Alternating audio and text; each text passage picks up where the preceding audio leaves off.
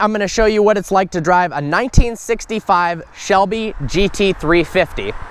Now for the 65s, this is one of only 562 made, and it was only available in white with a blue stripe. In 1966, they came out with some other color options as well as the option of a 3-speed automatic. But this, thankfully, only has the 4-speed Borg-Warner manual transmission available. It's very hard to actually get into this car. The steering wheel is quite low, so if you have bigger legs, you'd probably have difficulty getting in. The seat belts are very interesting. I don't know if you can see this or not, but instead of a typical click system, you put it in like this, flip it down, gives you a little extra security. The seat belt is very wide, so a little extra support. The steering wheel is quite thin. It's wood mounted on metal, but it's the perfect diameter and feels good in your hand.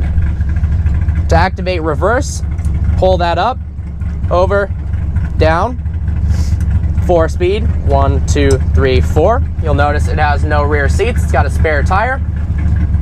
Actually, really good visibility out of the front and the sides. Red line, 6,800 RPMs. Speedo only goes to 120. Some noticeable characteristics about driving the car. It has no power-assisted steering, so in the turns, you really do have to manhandle the steering wheel, especially at low speeds. It's got a 1-inch anti-roll bar in the front and adjustable Coney springs that make the car ride very hard.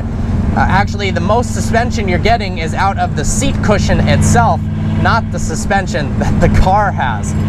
Exhaust intrudes into the interior very powerfully, making it an extremely visceral and absolutely exciting experience driving this car.